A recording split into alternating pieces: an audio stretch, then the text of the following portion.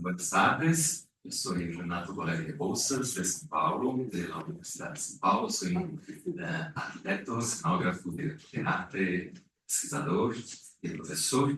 E, para seu permisso, como mi portunhol, malo portunhol, para hacer uma apresentação em português, traduzir os principais conceitos em las apresentações. Por favor, se não entendem, me digam, por favor.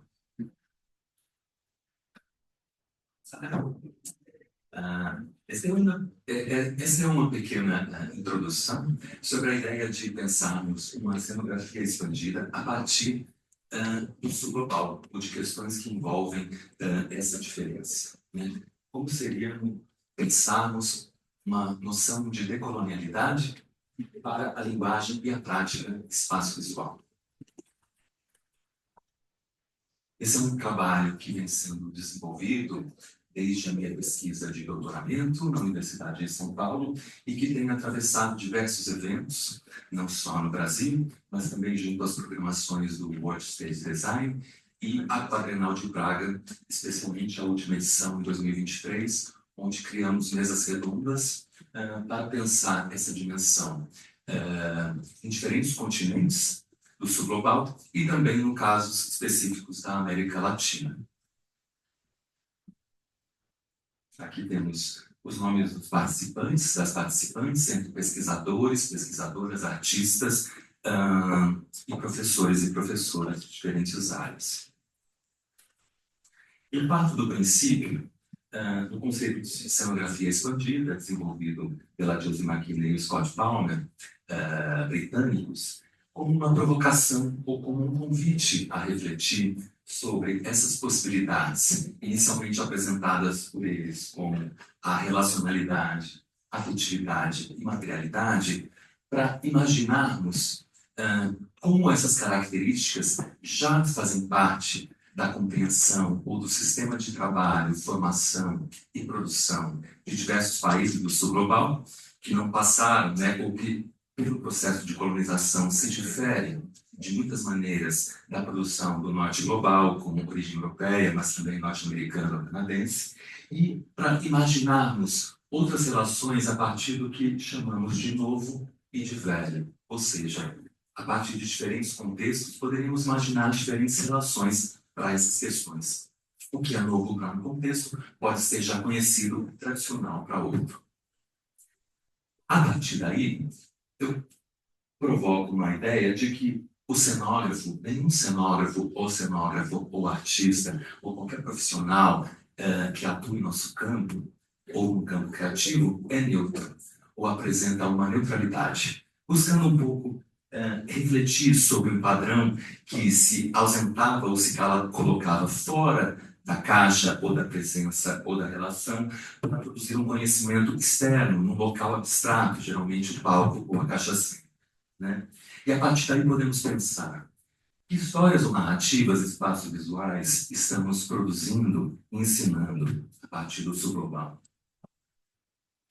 Ou ainda, sobre quais parâmetros e referências constituímos nossos imaginários, ou seja, em que medidas carregamos o imaginário do norte global conosco e tomamos ele como um padrão ou como universal, desconsiderando nossas questões.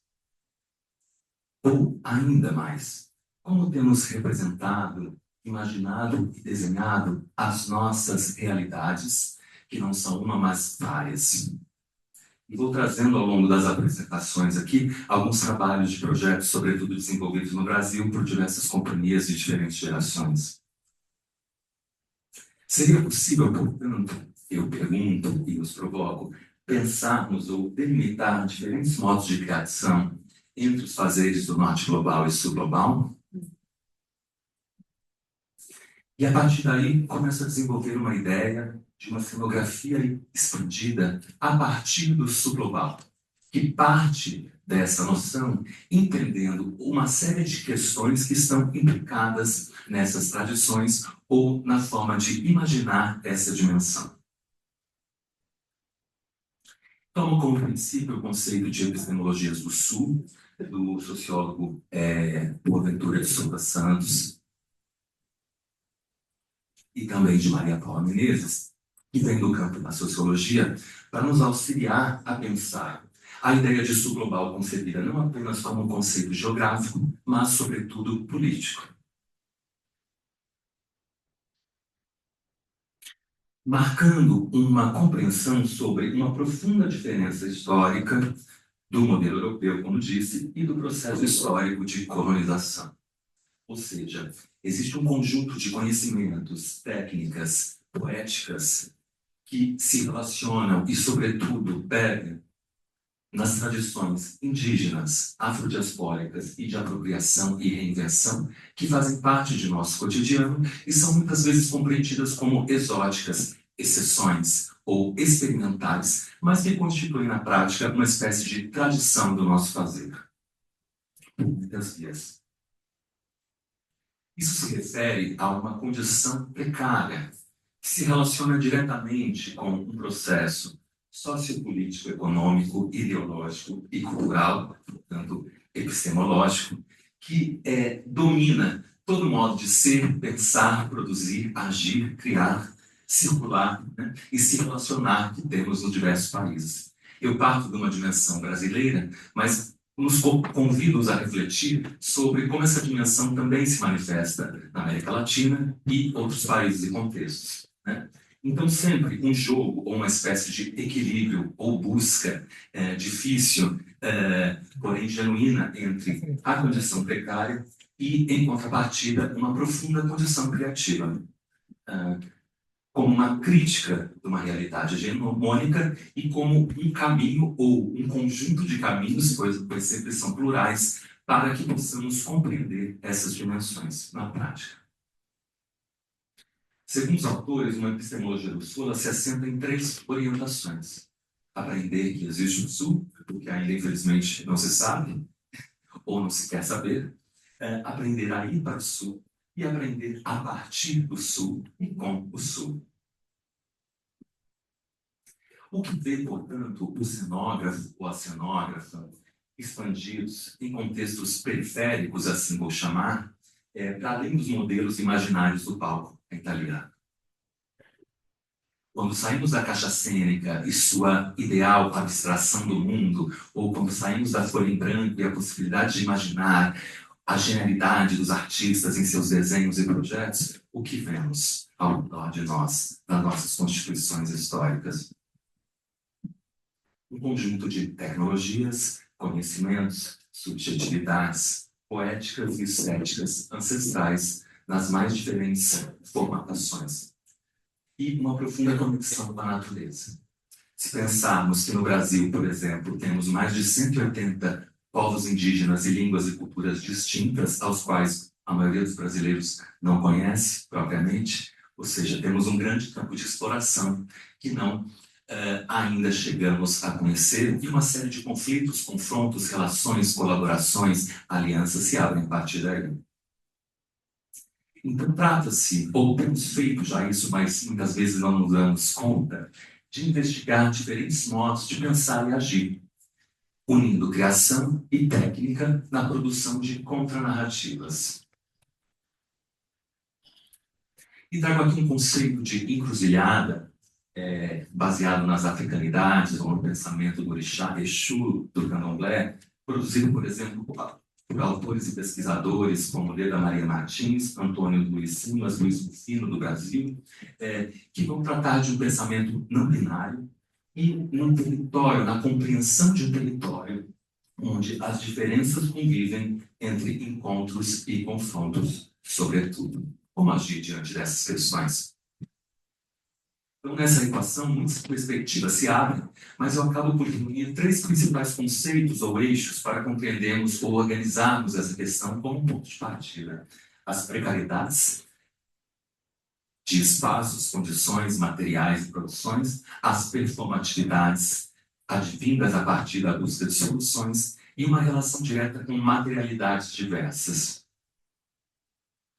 Vou tomar o caso do Brasil, por exemplo. Uma série de elementos acabam por constituir essa tradição, de forma mais ou menos narrativa, em diferentes campos, regiões, formas de produção, mais ou menos institucionais, que poderiam se relacionar com as más condições técnicas e equipamentos dos teatros, a própria produção de práticas de rua que levam nosso conhecimento a outros territórios e possibilidades de criação, as tradições culturais e espirituais que estão presentes em tantas culturas, a noção de clima, geografia e uma relação muito mais direta com os espaços exteriores do que com os exteriores, a dimensão dos folguedos, festas populares e também da arte circense muito presente no Brasil, o contexto, como eu disse no começo, sociopolítico, econômico, e uma espécie de resposta à opressão da ditadura militar, que me parece também uma questão compartilhada por diversos países e culturas da América Latina, não apenas. Uma noção de teatro experimental, a produção das práticas dos grupos colaborativos e uma noção no Brasil que chamamos de gambiarra, que poderia se referir a busca de soluções improvisadas no agora que atendem às necessidades que não estão exatamente no campo projetual ideal. Aqui eu trago algumas imagens dessa produção recente do Brasil, desde os anos 60 até hoje.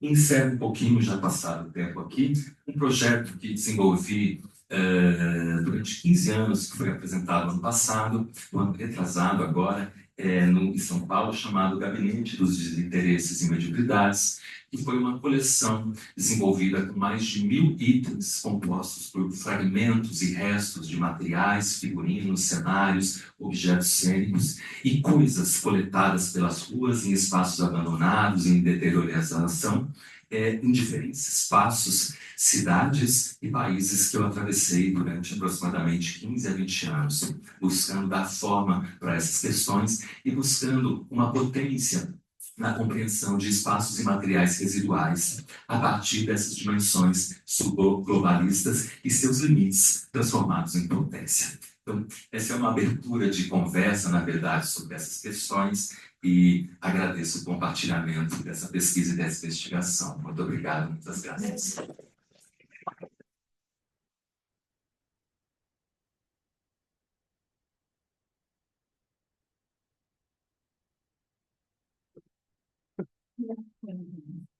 Ahora pasaremos a la siguiente ponencia, que es online. ¿Sí? Entonces, les quería presentar brevemente, es Alejandra Méndez Ramírez, de Costa Rica. Es arquitecta, tiene una maestría en escenografía de la Universidad de Oxford en Noruega y estudiante del doctorado en la Universidad, del doctorado en Historia en la Universidad de Costa Rica. Vive y trabaja en Noruega como arquitecta y diseñadora escenográfica en el Museo del Folklore de Hatland. Diseñó la escenografía para el Premio Nobel 2024 y como diseñadora trabaja utilizando la arquitectura, la interacción y el uso de las tecnologías para explorar escalas, proporciones y diseños en el desarrollo artístico de los espacios. Ha desarrollado proyectos en Noruega, en Suiza y en Costa Rica, y recibió la beca para artista recién graduada del Ministerio de Arte de Noruega en el año 2018. De la misma manera, asistió al programa internacional de verano 2019 en Watermill Center con Robert Wilson y ha sido profesora de la Escuela de Arquitectura de la Universidad de Costa Rica desde el 2019 hasta el 2023, realizando proyectos de escenografía para teatro y museos. Hace arte en su tiempo libre y tiene afinidad por los lugares extremos, por lo que ha visitado el norte de Noruega y el sur de Chile, Tierra del Fuego. Si nos conectamos con ella y escuchamos entonces ahora su ponencia. Hola, buenas tardes a todos y todas. Me hubiera encantado estar ahí, pero estamos bastante lejos. Pero he estado siguiendo todas las actividades esta semana y me ha parecido increíble. Y muchas gracias por dejarme presentar este proyecto. Voy a presentar la pantalla, ¿verdad? La presento yo, no ustedes. Sí, eso es lo ideal, sí. Ok, excelente. Te damos acceso, dale, cuando quieras y que te vaya estupendo. Gracias. Ahora sí.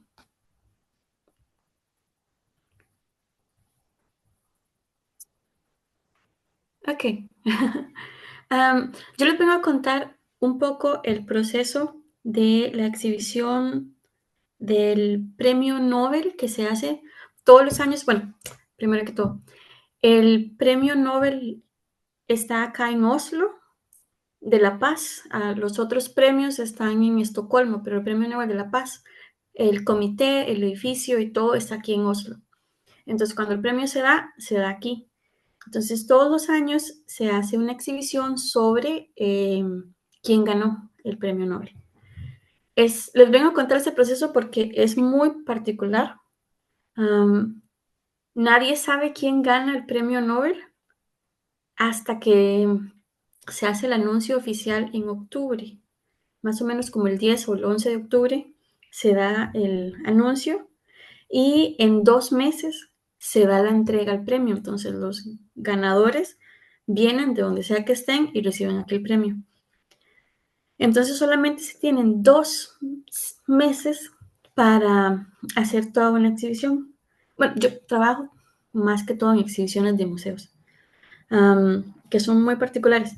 Normalmente hay varias formas de hacer un proceso de investigación para una escenografía de museos, ya sea que uno llega cuando la investigación ya está muy avanzada o finalizada. Entonces, pues el tiempo es distinto porque es para sentarse a entender de qué es el tema y para sentarse a diseñar. Pero en este caso, el tiempo es muy, muy corto y nadie sabe nada.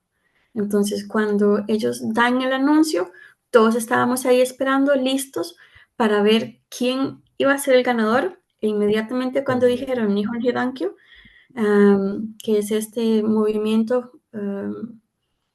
de los sobrevivientes de la bomba atómica en Hiroshima y Nagasaki, que este año se cumplen 80 años desde que se tiraron las 2 bombas. Entonces se les dio el premio también como una forma de, no tanto como celebrar lo que pasó, sino como generar un poco de conciencia sobre la inestabilidad geopolítica que se está viendo en ese momento.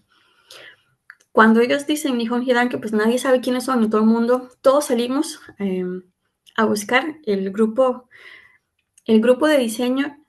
Fuimos en realidad 3 personas encargadas de la parte de lo que tiene que ver con la escenografía, que era el escritor, el curador, fotográfico más que todo, y yo como diseñadora.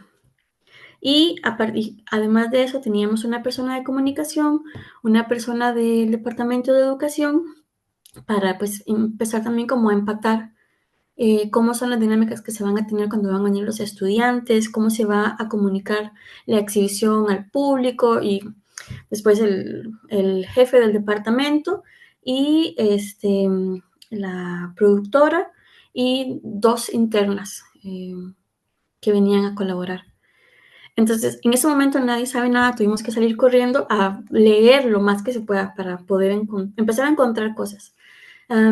Rápidamente, como el proceso es tan agitado, tan acelerado, esos 2 meses para mí fueron o se sintieron como 6 meses más o menos. Digamos que el primer fin de semana en el que no sabíamos nada, tuvimos que empezar a leer y a leer y a leer y a leer de quiénes, la parte histórica, ¿verdad? Para uno poder entender la complejidad del conflicto, empezar a entender un poco también la complejidad política del momento, empezar a buscar expertos para que nos hablen y nos digan sobre qué estamos lidiando y empezar a leer en sí sobre Nihon Hidankyo y también sobre las personas que sobrevivieron, que se llaman Hibakusha. A partir de eso, una de las primeras cosas que yo encontré fue un pequeño documental en el que la cabeza de la silla de Nihon Hidankyo anterior presenta esta imagen y dice que no captura la catástrofe humanitaria que estaba pasando por debajo. Para mí eso se volvió muy importante. Y yo, ¿verdad? Estos son como mis notas en el proceso de diseño, que como es un proceso muy rápido, hay muy poco tiempo para la edición, hay muy poco tiempo como para sentarse y decir, voy a pasar 2 meses leyendo y viendo qué hacer. Entonces cada uno tenía un pedacito de una pared para empezar a tomar notas de todo lo que leímos, todo lo que encontramos, todo lo que nos parecía interesante. Los 3 teníamos nuestro pedacito de pared, que es el mío, el de Asle, que es el curador fotográfico, y Andre, que era el escritor. Yo me gusta mucho trabajar siempre con escala y con repetición, y pues con la orientación de que tengo que tener espacios que tengan que ser pasivos y activos. Cuando activo, cuando pasivo, es un tema que es muy complicado de lidiar, es algo con el que la gente va a tender a disasociarse y decir, bueno, esto es demasiado pesado. Entonces, ¿cómo balancea uno en un espacio una temática tan difícil? Otra de las dificultades que teníamos era que el espacio en el que íbamos a trabajar estaba ocupado por otra exhibición. Entonces teníamos que esperar más o menos un mes y una semana para que la exhibición que estaba se terminara, desmantelar y ya poder empezar. Entonces las cosas tenían que diseñarse y construirse sin tener acceso al espacio, en un taller por aparte, en otra parte, y como que hay mucha coordinación que es bastante interesante. Había muchísima información que tener, imágenes que son fuertes, hay mucha fortaleza en estas historias y era como importante siempre dejar pues que aparecieran ellas presentes. Es un proceso de investigación, fue un proceso de investigación bastante denso. Todo esto pasó en una semana y media más o menos, de no saber absolutamente nada de quiénes son estas personas y aprender absolutamente todo lo que están haciendo para poder, ¿verdad?, expresar, para poder contarle a la gente por qué son relevantes, por qué el premio es relevante, cómo puedo yo hacer presente mi voz en contra de las bombas nucleares, y muchos de puntos de vista diferentes, ¿verdad? Como hay personas que querían tenemos un proceso colaborativo, entonces todos, aunque yo soy la responsable de la parte del diseño, pues es siempre muy importante que toda la gente del proyecto nos diga qué piensan, qué quieren. Tuvimos una semana en la que invitamos a personas que andaban visitando el museo, que nos vinieran a ver, trabajar y que nos contaran qué pensaban sobre lo que estábamos haciendo. Y entonces fue un proceso que es como condensar un año entero de trabajo solamente en 2 semanas muy pequeñitas. Empezar a ver qué es el espacio que tenemos, cómo empezamos a organizar las cosas. Uno de los primeros elementos que a mí me parecieron muy importantes es que Nihon Hidankyo hizo 2 libros en los que se documentan los 1000 testimonios de sobrevivientes. Y pues empiezan desde el año, porque hay personas que estaban muy pequeñitas cuando soltaron la bomba. La más joven en este momento tiene 80 años. Ella es la bebé de Nihon Hidankyo, dice. Y cuando se dio la bomba, estaba en el vientre de la mamá. Hay mucho peso emocional con estas historias.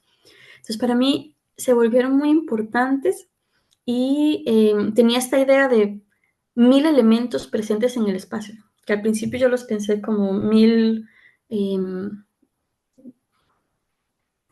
muñecas kokeshi, y cada una de ellas pues contar un poco, que le contara a uno el testimonio de estas personas. En el proceso, igual con todas con las fotografías, empezar a balancear como todas las cosas que queríamos. Hay una parte que es muy histórica, hay una parte que es muy sensorial.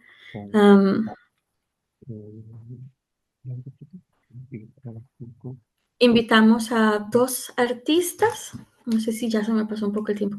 Invitamos a 2 artistas, el fotógrafo francés Antoine Tagata, que fue a Japón a tomarle fotografías a los sobrevivientes, a las personas de Nihon Hidankyo, y al arquitecto Kengo Kuma, que es un arquitecto muy renombrado japonés, quien fue el que diseñó las 1000 piezas. De esas 1000 piezas, cada una de ellas está estampada con la información de uno de los testimonios de los 2 libros que hizo Nihon Hidankyo. Y estas piezas llegaron 4 días antes de la apertura de la exhibición. Tuvimos que estamparlas todas en un día y medio y después trabajar con ellas espacialmente. Tienen un olor muy particular y están hechos con madera de Hiroshima, que es madera que se ha utilizado para reconstruir la ciudad a lo largo de los años. La idea es como hacer un balance entre la dificultad del tema y siempre mantener como la esperanza. Después ellos llegaron a recibir el premio y pues a ver la exhibición y sí, a experimentar lo que nosotros estábamos proponiendo. Fue un proceso muy lleno de un montón de elementos muy interesantes. Es una exhibición muy pequeñita, pero con mucho contenido y muchas partes que van contando pues distintos niveles de la historia, donde yo comienzo con la parte de Hiroshima, se comienza con la parte de Hiroshima, después vengo una parte histórica y después finalizamos con una sección de la condición geopolítica, porque la idea es siempre pues mantener la esperanza y que este tema que pueda hacerlo sentir a uno como muy abrumado, que yo me sienta como que de verdad puedo tener como participación al respecto. Y ya, ese sería el proceso.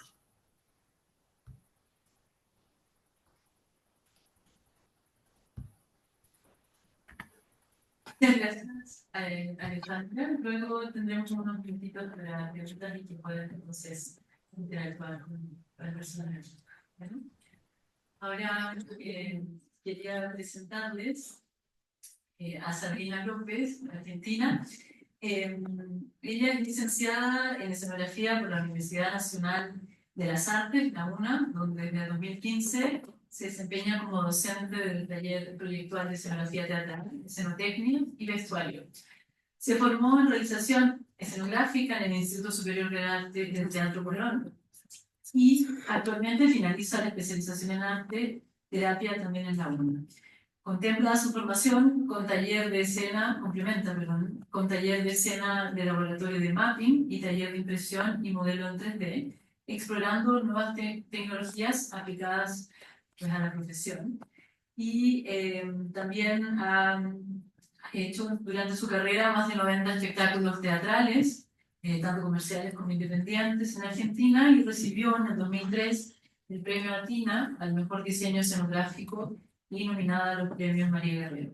En su trayectoria como artista y escenógrafa, en el ámbito audiovisual, se ha destacado como directora de arte de las series A la San Juan, El submarino que desapareció, alcanzando el puesto número 1 en Netflix en 2024, y ha participado también de diferentes talleres y la década de los 90, otra de sus nominaciones a los premios Cóndor y galardonadas para el premio TAL como dirección de arte en Argentina. En el 2020 fue invitada a dictar un masterclass sobre artilugios escenográficos clásicos y la reinterpretación actual en el Festival del Teatro Clásico Universal del Teatro del Tinglado de la Fundación Sagay. Y desde el 2017 lidera el proyecto En búsqueda de un trato de paz, resiliencia natural, donde articula diseño, memoria y territorio, y fusiona arte, ciencia, tecnología e innovación en la creación de una plazoleta memorial sobre el genocidio armenio. Hoy ella nos va a presentar pues, su trabajo y luego en el momento de las preguntas quisiera hacer algo interactivo pues, con ustedes. Ya los...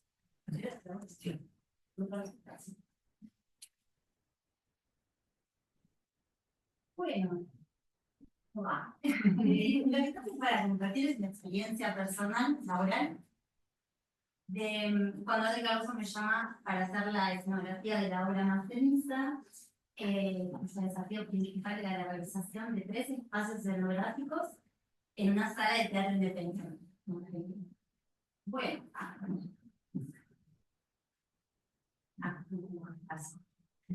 Bueno, ¿de dónde surge esta idea de la utilización del QR? Primero, haber trabajado mucho tiempo en teatro independiente y encontrarme siempre con limitantes, con presupuestos muy bajos, espacios muy reducidos para guardar esas tecnologías, poco tiempo y armar y desarme entre una función y otra. Por el otro lado, en el plano más de lo social y lo cultural, comencé a observar un creciente interés en la interactividad, actividades inmersivas, participativas, y luego, desde el tercer enfoque fue observar el mundo cotidiano. Empezar a ver que los menús de los bares, las billeteras, empezaron a ser reemplazadas por el código QR. Entonces ahí me planteé, ¿cómo puedo, cómo puedo utilizar el código QR para poder sortear determinadas limitantes que existen en el teatro independiente? Entonces ahí surge la idea de hibridar. ¿Cómo poder trabajar con escenografía virtual sin perder la valoración de la materialidad materializada? Ahí es que, bueno, aparece esta idea del concepto, esta idea del dispositivo escenográfico, poder hibridar y fusionar escenografía virtual y materializada a través de un código QR. Y ahí está el diseño de la escenografía más ceniza, compuesto por 3 tractos, escenografía materializada con 3 carros, pero in situ incorporamos el código QR, que esos 3 códigos QR nos trasladaban a estos 3 otros espacios de manera virtual. Ya la utilización del QR, bueno, trajo 3 interrogantes, trajo muchos interrogantes, pero en principio el primero fue ¿dónde vamos a ubicar ese código QR? Y yo fui defensora de que tenía que estar dentro de la escenografía materializada porque era parte y no la podíamos desvincular. Bueno, era ubicarla dentro de la escenografía. El segundo punto fue en qué momento el espectador, la espectadora va a escanear ese código QR, antes, durante. Bueno, es más una cuestión de dirección, decidimos que fuera el comienzo.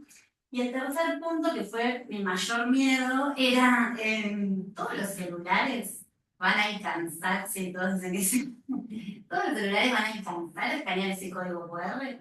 Claramente no. Y como diría Ordóñez, todo dispositivo relacional procesual va sufriendo actualizaciones, también van surgiendo estas problemáticas. Decidimos ubicar un banner hacia eso antes de ingresar a la sala e imprimir flyers que el espectador o la espectadora pudiera adquirirlos antes de entrar, cuando lo estuviera durante, y que se los podía llevar. Eso es lo que permitía, en principio, el acercamiento. Y despertó uno de los conceptos de la quinta pared, que ahora vamos a ver. Bien. Bueno, en esta foto se ve que dentro de la escenografía materializada indicábamos al espectador en qué momento tenía que escanear y luego los mismos actores actrices giraban el dispositivo central, invisibilizaban el QR y de ese modo el espectador sabía que tenía que guardar el celular. Y, a ver, acá atrás tengo un videito, voy a dejarlo un poco para ver el funcionamiento del dispositivo. Tiene sonido. Gracias. Gracias. Tiempo antes de exponer las calabazas. Eso lo vamos a contar de otro modo. No sabrán si está contando un hombre o una mujer.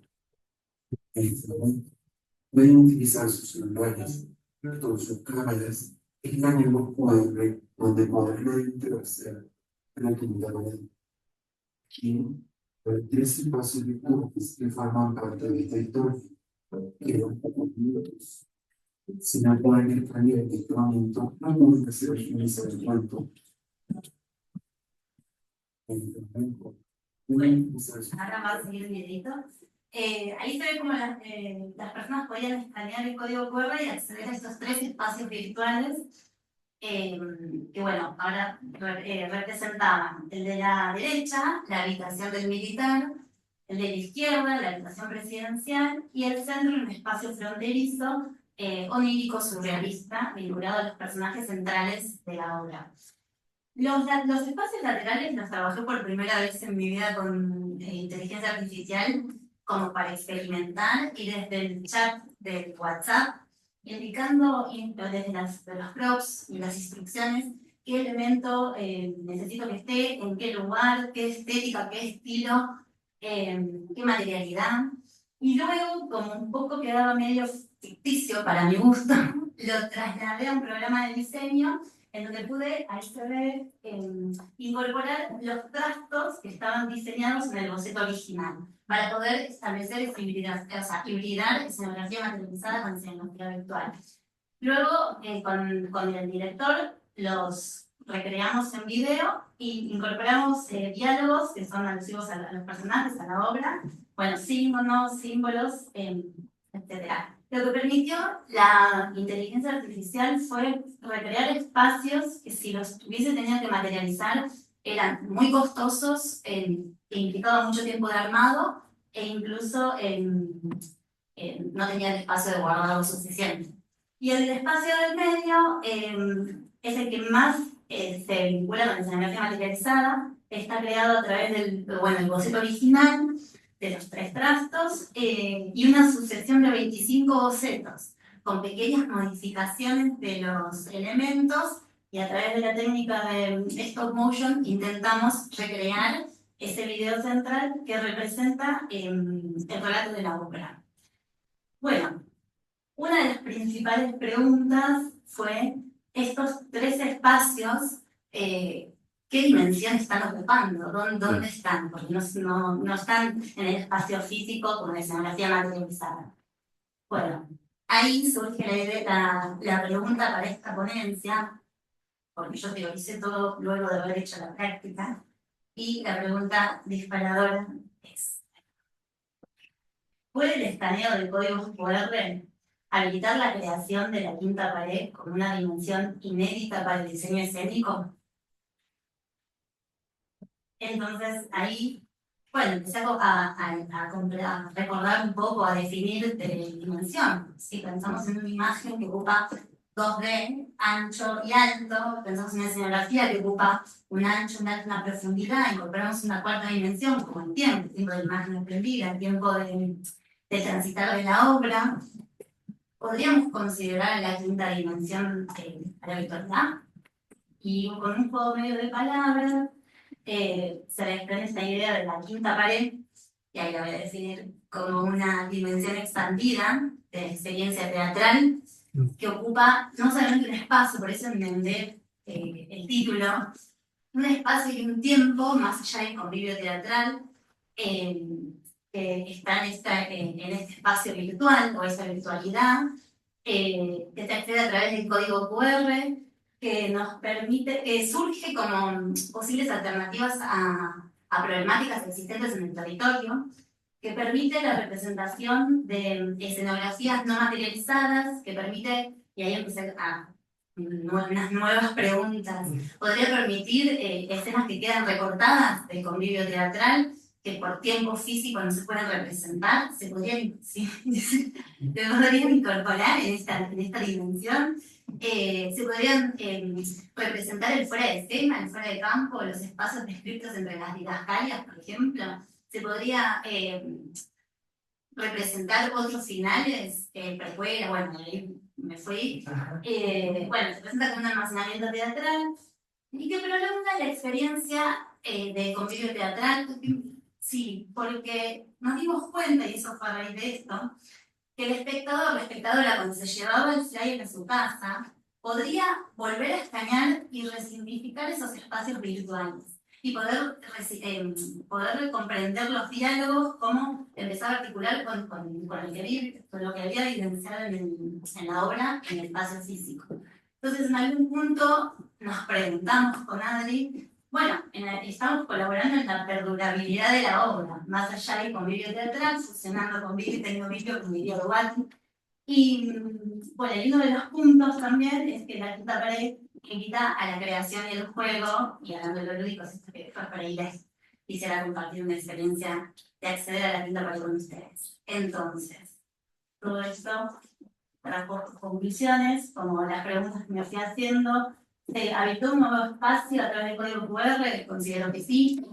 ¿Se encontraron ciertas alternativas a las problemáticas territoriales? Considero que sí. y se logró mantener la importancia de la escenografía materializada, que era mi principal inquietud mía, considero que sí. Y trajo otras preguntas más como para compartir con la comunidad. ¿Puede considerarse espacio escénico a los espacios representados de manera virtual en la quinta pared?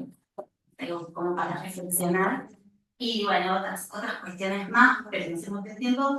Pero después de todo, yo considero que la quinta pared lo que es una posibilidad para poder visibilizar nuestro trabajo, el diseño escénico.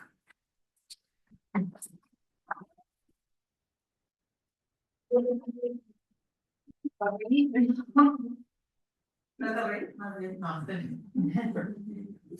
Bueno, para quizás de alguna manera unificar, creo que todos hay ciertas palabras claves que van resonando entre cada una de las exposiciones de hoy, ¿sí? Yo quisiera de algún modo entender que en esta mesa hablamos de materialidades.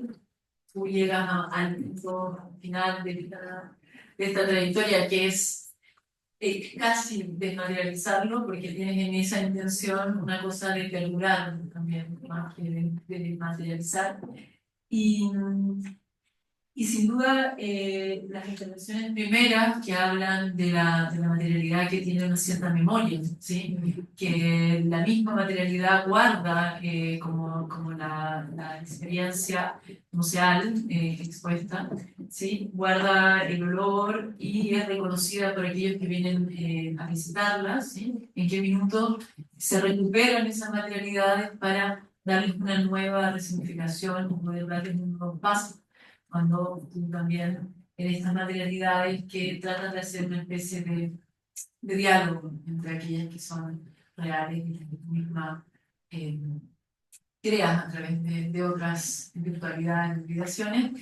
Y en ese caso contigo me gustaría también resaltar la parte de ir como recogiendo en la ciudad de mi experiencia, una especie como de trayecto, ¿no? En todos estos años, de tus proyectos, y ir de alguna manera visibilizando las materialidades propias de toda América Latina. Yo creo que de todas maneras están todas cruzadas por lo sociopolítico, lo económico y la geopolítica, de todos modos. Yo tendría preguntas para ustedes, pero quisiera, antes de no tomarme ese tiempo, que en general no existe,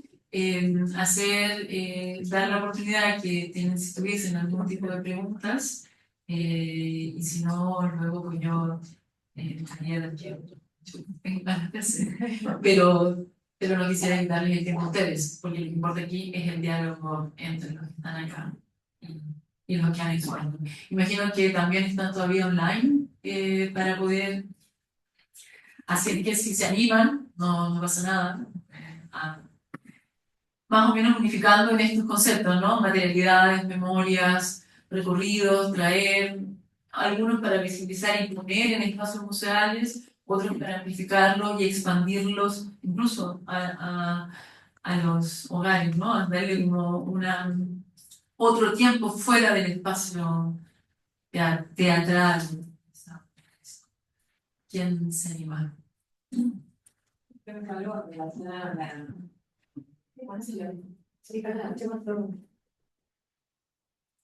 del uso del teléfono para escanear QR, cuando apareció el QR que nos dieron. Si eso en la situación técnica presente, ¿no? Que están ambas partes, nos genera un ruido, un quiebre, una de la tensión, de la situación de conflicto que se desarrolla en ese tiempo, ¿no? O sea, como que escanear otra cosa. ¿Qué sucede con eso? Por eso fue pensado con Adri, el director, en qué momento se le va a dar lugar a eso y en qué momento se va a cerrar, se va a invisibilizar el poder. Teníamos mucho miedo de que cumpliera la escena, de que no sumara. Por eso decidimos que fuera al comienzo, dentro de la obra, pero al comienzo, dándole el espacio que estuvo articulado por el personaje, ir invitando al espectador a que quisiera, y después, en el relato que se siente en el audio, ese audio es el mismo relato que dice la canción. Invitan a guardar el celular y a vivenciar el espacio.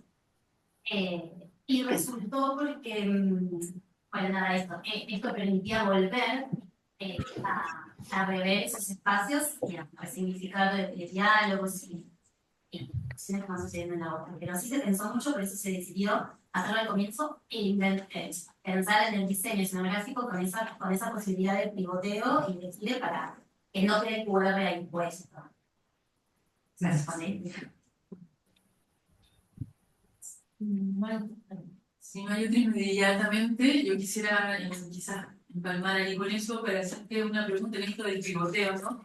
Porque le das la oportunidad a un espectador de tener un paso, ¿no? Nuevos espacios en la mano para hacer. Y cuando hablas del concepto de la quinta pared, mira, la cuarta pared está creada por la caja italiana y habla de frontalidad.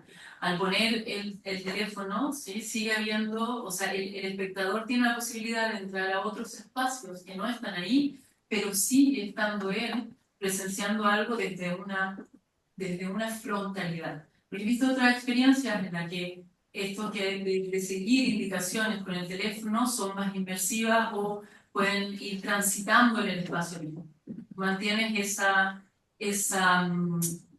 concepción de estar frente a lo que está sucediendo, al mismo tiempo de tenerlo en un espacio, en un tiempo determinado para una obra, que luego expandes a la casa, ¿sí? Al momento que ellos quieran hacer, pero ahí pierden el espacio en el que estaban antes. Entonces hay esa cosa como ese mismo que tiene tu escenografía, que es materializada, de que en un lugar están en el lugar teatral, abstrayéndose o desmaterializando aquello, esa experiencia en la mano, pero luego cuando salen de ahí y se extiende, pierden el espacio teatral. No sé si me explico, ¿no? Hay algo ahí que es mi... Por ahí jugamos con el desdoblamiento del espacio.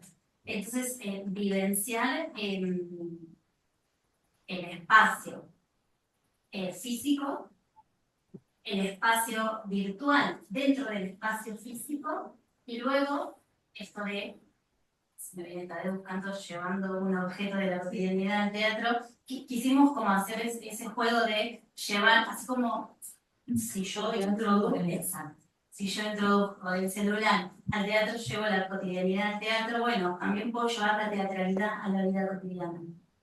Y llevarme esto y seguir, ahora se podía repetir, seguir buceando dentro de la quinta pared, de ese espacio, de esa dimensión. De hecho, al acceder acá a la página, hay más espacios y hay contenido, por eso también se plantea por ahí como un acervo artístico-cultural, con documentación e información vinculada al concepto de la obra. La obra trata sobre un magnicidio. Entonces, ahora cuando magnicidio. Es una obra de Juan Mayorga, una obra compleja, muy interesante, y empiezan a suceder cosas que uno puede ir buceando dentro de la quinta pared e ir descubriendo más mundos vinculados a la obra. Sí, bueno. Ahí es un nuevo concepto de Quintana, ese de la quinta pared. Seguir buceando en esto e invitarles a poder seguir instalando, a ver cómo se puede hacer esto. Claramente de eso, si no han tenido una experiencia, solo quisiera también hacerte una pregunta, porque hay algo diferente en el tratamiento de este tipo de materialidades, memorias para traer a los espacios habitables, ¿no? Por ejemplo, o como experiencia para ser vivida. Porque decía que en este último trabajo que presentaba había tomado 15 años de justamente como una especie como de pesquisa, de ir tomando todas las materialidades que vendrían a representar eso que quieres como pretendes dar como una identidad propia alejada de otras identidades, ¿no? Una identidad propia del sur, ¿no? Entonces, ¿cómo la instalas? ¿Es esa la imagen? O sea, ¿cómo vas recuperando ese proceso de 15 años? ¿Cómo lo vas articulando para ponerlo en un solo espacio? ¿Es interactivo? ¿Cómo lo traes? Porque eso tiene un trayecto. ¿Cómo ese trayecto lo expones? Porque eso lo tenía la imagen. Eso es muy interesante. Sí.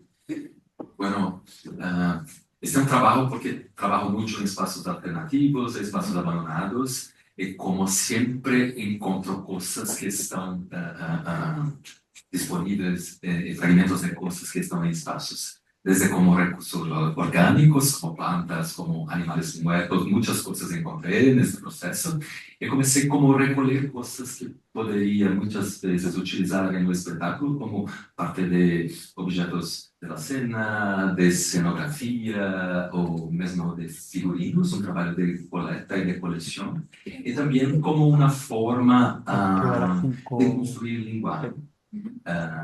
E como isso, havia muitos materiais que não tinham exatamente um uso, ou não conseguíamos pôr em cena ou utilizar, e que eram muito afetivos para mim, por diversos motivos, como por las texturas, las formas, los patrones, las cores, las referencias de imaginarios de mi infancia, de mi abuela y cosas como esto, de mi familia, que fui entendendo que remetían a un imaginario colectivo, geracional de diferentes memorias, diferentes camadas y diferentes posibilidades de pensar lo que dejamos para atrás. Entonces pensó durante, no sabía exactamente lo que hacer con todas esas cosas. Una amiga me dice, arte le salvó porque podría estar tido como loco, porque con mil cosas guardadas.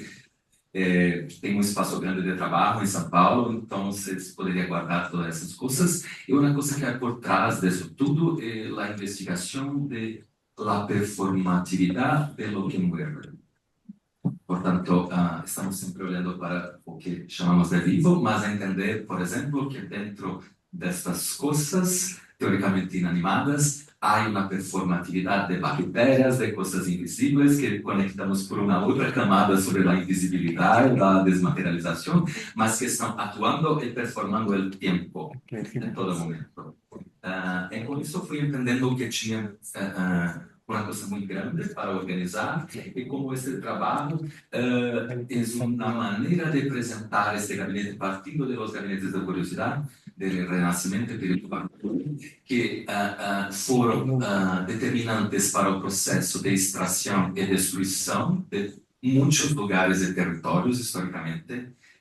As pessoas animais, pessoas vivas eram carregadas e transportadas em navio para a Europa para serem exibidas como elefantes, girafas, pessoas negros, indígenas, anões, muitos tipos de pessoas que não se adequavam aos padrões. Então, comecei a entender que tratava-se de criar uma espécie de pequeno laboratório del terror e da fantasmagoria para presentificar todas essas coisas. Então, comecei a organizar esta una da imagem como uma espécie de carrossel de los muertos. Eu utilizo como asas de animais, como aves muertas. Vivi muitos anos na zona rural de São Paulo e comecei a coletar não somente coisas artificiais, fragmentos, mas também naturais e orgânicos. E isso é como um cruzamento das coisas que foi organizado como um arquivo inspirado ou como uma provocação pelos gabinetes, provocando o mesmo procedimento, mas mirando tudo o que foi deixado para trás. Quando pergunto o que vê o cenógrafo ou a cenografia expandida a partir desse global, poderíamos pensar em um grande processo de destruição. Então, uma espécie de resposta para estas questões. Sim. E que criava muito mal-estar nas pessoas, porque havia uma intensidade muito grande em todas essas coisas, mas como que os personagens, os textos, a encenação, para mim, como uma instalação cenográfica, eram as coisas mortas. Havia uma instalação sonora, muito de luz, que performavam e traziam vida novamente para estes elementos. Son provoca curiosidad la manera en que la vida. Como una sensación inversa. Sí. Tengo una pregunta.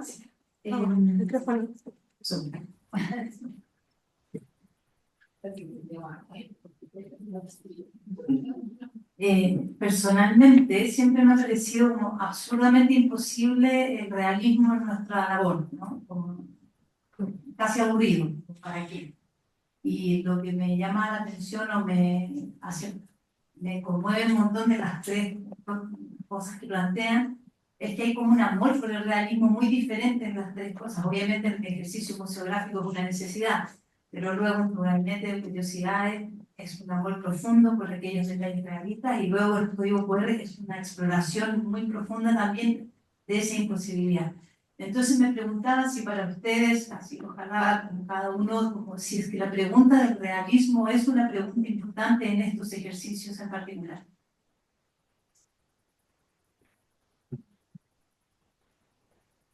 Súper.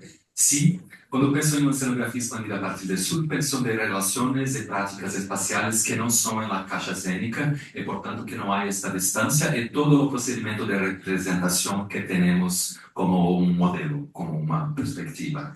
Entonces comenzamos a procurar otras perspectivas de trabajo. En toda mi carrera, durante 20 años, investigo las posibilidades en otros espacios.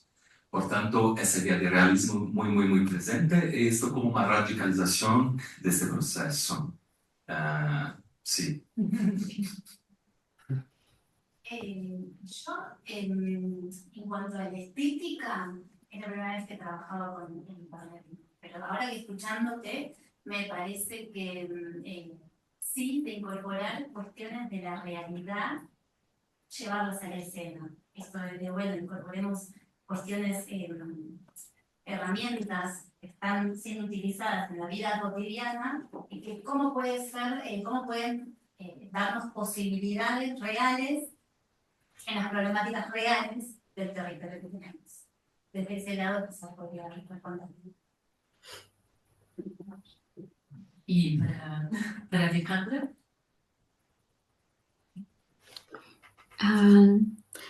Yo creo que en mi caso, el trabajar con la idea de realidad es bastante complejo. Yo trabajo en un museo de folclore, lo que quiere decir que la gente llega esperando que las cosas sean auténticas hasta cierto punto, porque es un espacio en el que se supone que se muestra la cultura, pero es una construcción social romantizada hasta cierto punto y sumamente editada de lo que se quiere decir que es ese nacionalismo romántico, particularmente el escandinavo es muy particular. Entonces, más bien nosotros intentamos en el lado de la escenografía de no pelear, sino intentar combatir un poco esta idea de lo que yo estoy viendo es real. Hasta qué punto esta idea de la cultura, de la historia hasta cierto punto, yo la creo como real. Y pasa lo mismo como en cualquier escenografía de museos en las que yo trato un tema histórico y entonces digo, bueno, sí, esto es lo que pasó realmente. ¿Es lo que pasó realmente? ¿Con cuál punto de vista? ¿Quién está contándome esta historia? El año pasado hicimos una exhibición sobre romper como las fachadas de la arquitectura del lugar. Y más bien utilizamos la metáfora de la ficción literaria, de forma que nos tomamos elementos históricos reales a partir de personajes ficticios que no encuentra uno en la documentación histórica. Hay muy poca documentación sobre personas no binarias, trans, gays en esa parte de Noruega donde yo trabajo. Es un pueblo muy conservador. Entonces, como si no hay fuente histórica, entonces los historiadores no quieren hablar al respecto. ¿Cómo podemos utilizar la escenografía para hablar sobre personas que sí estaban, pero que las fuentes históricas no las han respetado, no las han documentado, no se pueden encontrar? Entonces utilizamos esa metáfora. Creo que en el lado de la museografía es muy interesante esta idea de lo real, de la sí, de la realidad, de lo tradicional, especialmente porque la gente siempre espera que lo que se encuentra en un museo es un hecho y no siempre lo es.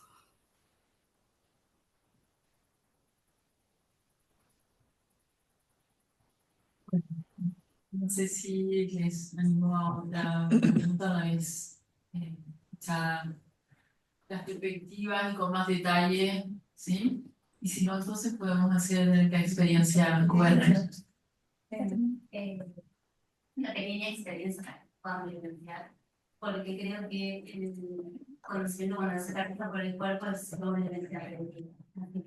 Vamos a hacer un como si esto fuera una obra de teatro y se trataría sobre una ponencia para la expandida, una pared, esto tendría una escenografía materializada, la pantalla, o el títere, etcétera. Estaría ahora hablándole al público, rompiendo la puerta pared y les invitaría a escanear este QR y sumergirse a la cuenta pared.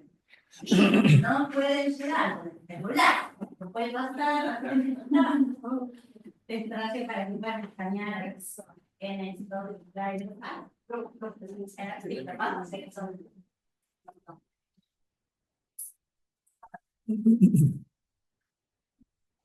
Para poder convertirte en aquí la pared y poder, solo dentro en estos 10 minutitos, poder indagar un poquito más.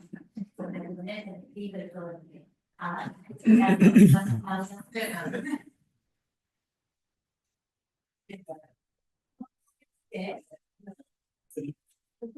Todas, pero la que te lleva a la quinta pared de la herramienta está buceando por ahí.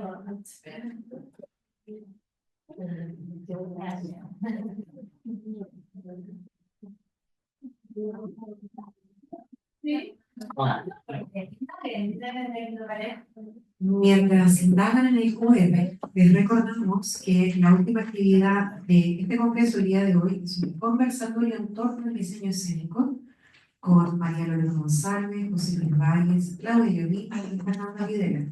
Así que indaguen en ese código QR, atentos a la última actividad de la sala 1. Muchas gracias.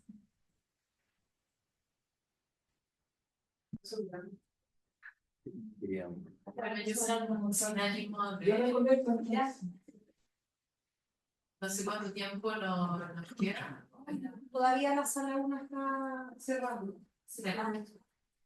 No pueden estar abiertos. Bueno, sin ánimo de cortarles esa indagación en los QR ni nada, quisiera pues, agradecer a las 3 personas con las que hemos podido conversar hoy.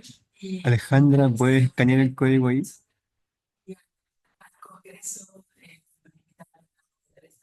que sin duda ha sido muy interesante. Sí. Nunca alcanza el tiempo para también nosotros mismos reflexionar y poder estar haciéndonos preguntas, ¿no? Pero yo me quedaría con esa sensación de palabras como clave y en esta inquietud que siempre tenemos, desde toda la generación de la historia de la escenografía y ahora de muchísimos otros tipos de prácticas, ¿no? Esta sensación de querer abandonar la caja negra, luego entrarla, llevársela a la casa, volver a romperla, volver a traer toda la historia de 15 años y meterla en un espacio para que otros lo vean, o en esta inquietud que tienes tú como en crear una nueva quinta pared, y también en desmitificar esa y dar otros espacios, como decía Alejandra, que en los museos todo lo que es, cómo se expone la historia también en los museos, dar un espacio a la creatividad de poder exponer la memoria y traer ahí las memorias sensibles, ¿no? de catástrofe, que como decía bien tu título, que es muy impactante, ¿no? Como todas estas cosas geopolíticas o las precariedades o de las cosas de las cuales nos agarramos para poder seguir en esta como especie de necesidad de indagar, de crear y de entendernos y irnos entendiendo cómo evolucionamos. Y quisiera como agradecer ese trabajo también tan sensible desde lo museal, que no sea solo expositivo de una historia y nada más, sino de un artista que ha creado muñecas con la misma materialidad, que tiene una historia, un valor y todo, y poder dar ese espacio a las personas que vinieran pues, a verla, ¿no? A reconocerse ahí mismo, ya no como un espectador único. Y ese reconocimiento realmente me impacta, cómo nos queremos reconocer dentro o fuera de las cajas blancas o negras teatrales o de las casas. Se los agradezco infinitamente y por nada más.